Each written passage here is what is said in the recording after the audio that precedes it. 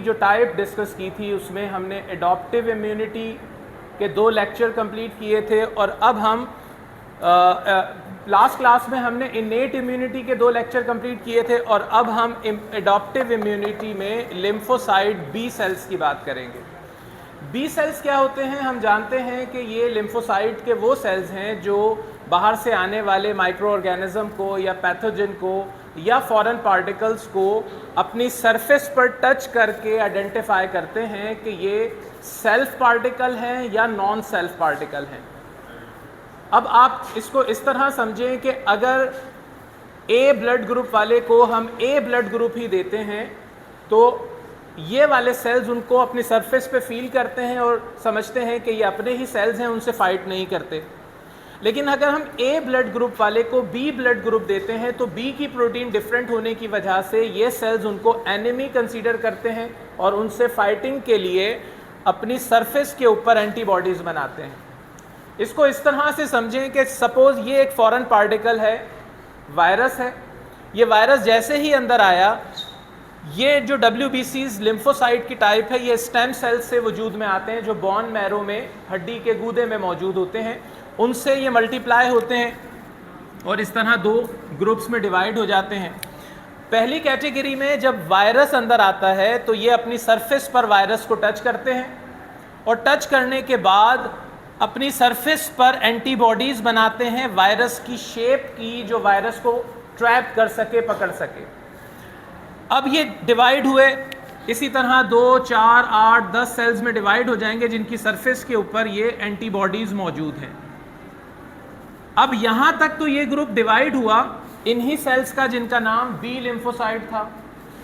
अब ये मज़ीद 2 ग्रुप्स में डिवाइड होने जा रहे हैं, मेमोरी सेल्स में और प्लाज्मा सेल्स में। फ़र्क क्या है? प्लाज्मा सेल्स फ़ौरन इन पार्टिकल से लड़ने के लिए चले जाएंगे, जबकि मेमोरी सेल्स इनके ऊपर जो एंटीबॉडीज़ बनी हैं उनको लेकर अपने अंदर सेव करेंगे कि दोबारा अगर कभी ये वायरस अंदर आया तो उनकी सरफेस पर वो एंटीबॉडीज़ बनी थी, उनकी मेमोरी के अंदर ये सेव था कि कैसे इनसे फाइट करना है, तो फ़ौरन से फाइटिंग शुरू हो जाएगी और टाइम नहीं लगेगा मल्टीप्लिकेशन का। तो 2 ग्रुप्स में डिवाइड हो गए, मेमोरी सेल्स में और प्लाज्मा सेल्स में। अब पहला फंक्शन किनका शुरू होता है? प्लाज्मा सेल्स का। प्लाज्मा सेल्स पहले मल्टीप्लाई करते हैं 2, 4, 8, 10, 12, 14 और उसके बाद ये उन जगहों पे चले जाते हैं जहां पर ये वायरसेस ग्रो कर रहे थे। हम जानते हैं कि वायरस का कुछ स्पेसिफिक टारगेट एरिया होता है जहां वो पहुंचकर मल्टीप्लाई करते हैं, जैसे हिपैटिक एरिया, लिवर एरिया को कहा जाता है। हेपेटाइटिस का वायरस हमेशा जिगर में जाकर अपनी मल्टीप्लिकेशन कर रहा होगा। इसी तरह से हम जानते हैं कि डेंगू का वायरस है, वो ब्लड में प्लेटलेट्स के हवाले से आप जानते हैं उसको।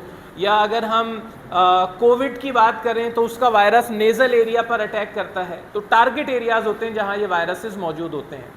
वायरस उस टारगेट एरिया पे मौजूद था और प्लाज्मा सेल्स वहां पहुंचने के बाद अपनी सरफेस पर मौजूद एंटीबॉडीज़ को रिलीज़ कर देंगे। ये एंटीबॉडीज़ रिलीज़ हो गई इन प्लाज्मा सेल की सरफेस से और ये अब खाली हो गए, एंटीबॉडीज़ रिलीज़ कर दी। सपोज़ इनके पास जो वेपन था उससे इन्होंने फायर कर दिया, वो फायर इनसे अलहदा हो गया और ये खाली बॉडीज़ अपनी लाइफ पूरी करके डेड हो जाएंगी।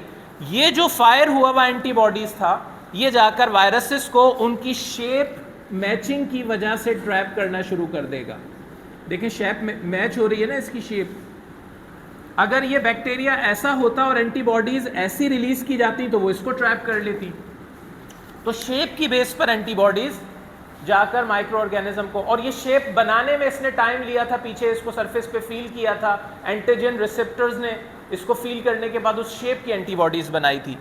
और इसी तरह से जो सेकेंड कैटेगरी थी मेमोरी सेल्स की, वो जाकर सेफ हो जाएंगे। नेक्स्ट टाइम कभी भी इस शेप का वायरस अंदर आएगा तो उससे फाइट करने के लिए इनके पास एंटीबॉडीज़, मीन इनके पास वो वेपन तैयार है, फ़ौरन से उसको रिलीज़ करके उन जर्म्स को किल कर देंगे। यहाँ तक कॉन्सेप्ट क्लियर हो गया। अब हम देखते हैं कि ये जो इम्यूनिटी है जिसे एडॉप्टिव इम्यूनिटी कहा जाता है, इस एडॉप्टिव इम्यूनिटी के लिए हम 2 टाइप्स देख रहे हैं।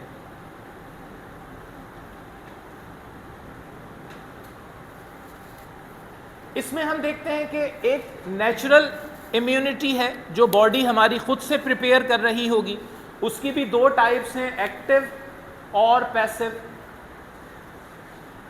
अब एक्टिव इम्यूनिटी वो है नेचुरल की कि एक माइक्रो ऑर्गेनिज्म आपकी बॉडी में एंटर हुआ, जैसे ये एग्जांपल हमने ली थी, और बॉडी ने उससे लड़ने के लिए खुद से एंटीबॉडीज़ बनाई, प्लाज्मा सेल्स बनाए, मेमोरी सेल्स बनाए। एक नेचुरल मैनर के अंदर बॉडी ने अडॉप्ट किया स्पेसिफिक इस वायरस से लड़ने का मेथड। लेकिन अगर एक बेबी जो जिस पर्टिकुलर एरिया में डिलीवर होता है, उसकी माँ के जिस्म के अंदर जो एंटीबॉडीज़ बनी हुई होती हैं, वो दो तरीक़ों से अपने बच्चे को वो डिलीवर करती है, क्योंकि बच्चा जब पैदा होता है तो उसका इम्यून सिस्टम कमज़ोर होता है और उस इन्वायरमेंट में जो जर्म्स होते हैं उनसे लड़ने की टेक्निक उस माँ ने पहले ही सीखी हुई होती है। तो बेबी जब मदर बॉडी में होता है तो उसकी प्लेजेंटा के साथ एंटीबॉडीज़ की ट्रांसमिशन हो रही होती है। प्लेजेंटा मदर और बेबी का कनेक्शन होता है। बेबी मदर बॉडी में ग्रो होता है तो उसको nourishment, food, oxygen, exchange of gases वहीं से होता है, तो वहीं से प्लेजेंटा से एंटीबॉडीज़ बेबी में ट्रांसमिट हो रही होती है। सेकंड, जब बेबी पैदा होता है तो मदर का जो फर्स्ट मिल्क होता है, उसे क्लोस्ट्रम कहा जाता है, वो रिच ऑफ एंटीबॉडीज़ होता है, येलो इन कलर होता है। अगर हम काओ और इधर ऐसे एनिमल जिनका मिल्क लेते हैं उनके अंदर भी ये दूध होता है पहला, जब बेबी डिलीवर होने के बाद, जिसको लोकल लैंग्वेज में खीस या बोली कहा जाता है। ये वो रिच ऑफ एंटीबॉडीज़ मिल्क होता है जो बेबी को मदर की तरफ से as a source of nourishment दिया जाता है, खुराक के तौर पर दिया जाता है। तो ये उसने खुद नहीं बनाई थी, लेकिन था कुदरती तरीका, मदर बॉडी ने कुदरती बनाई थी, तो था तो नेचुरल, लेकिन बेबी को बना बनाया मिला था जो पैसिव वे था। और एक बेबी खुद अगर इन्वायरमेंट से सीख के बनाता है अपने WBCs के थ्रू, तो उसको हमने नेचुरल कहा। इसी तरह से एक आर्टिफिशियल भी इम्यूनिटी की टाइप है, जिसमें हम एक बेबी के जिस्म में वैक्सीन के थ्रू एंटीबॉडीज़ बनवाते हैं। वैक्सीन आप जानते हैं उसमें वही जरासीम होते हैं। अगर मैं पोलियो वैक्सीन की बात करूं या हेपेटाइटिस वैक्सीन की बात करूं, उसमें हेपेटाइटिस का ही वायरस होगा लेकिन बेहोश हुआ होता है, या पोलियो वायरस के लिए जो बचाव के लिए वैक्सीन पिलाई जाती है उसमें भी पोलियो वायरस होता है।